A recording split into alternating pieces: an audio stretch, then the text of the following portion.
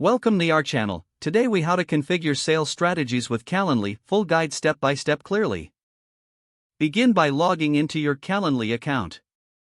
If you don't have an account, create one by visiting the Calendly website.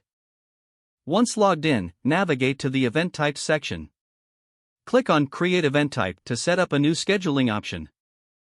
Choose the format that best suits your sales strategy, such as one-on-one or group events. Next, fill in the event details like the event name, location, and description. Make sure to set an appropriate duration for the meeting that allows enough time for discussion.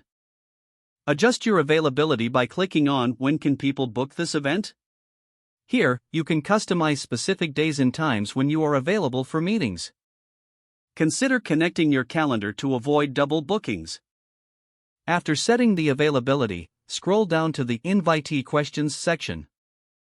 In this area, add questions to gather valuable information from potential clients.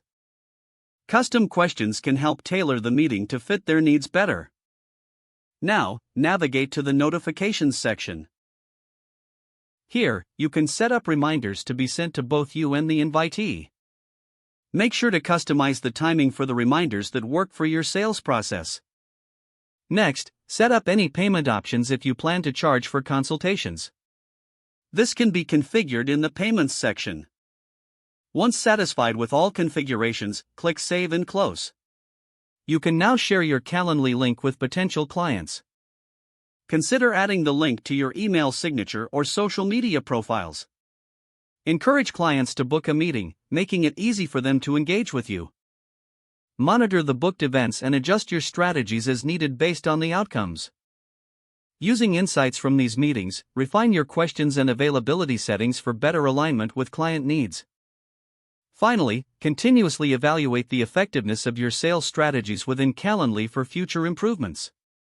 If the page does not load, refresh the browser or try again in a private or incognito window. Make sure you are using the correct email address, then retype it carefully to avoid small typos. If your password is not accepted, use the reset option and create a new strong password you can remember. Check your spam folder for verification or security emails, then complete any requested confirmation steps. Enable two-factor authentication if available to improve account security and reduce unauthorized access risk. Don't forget to like this video and subscribe to our channel for more step-by-step tech guides.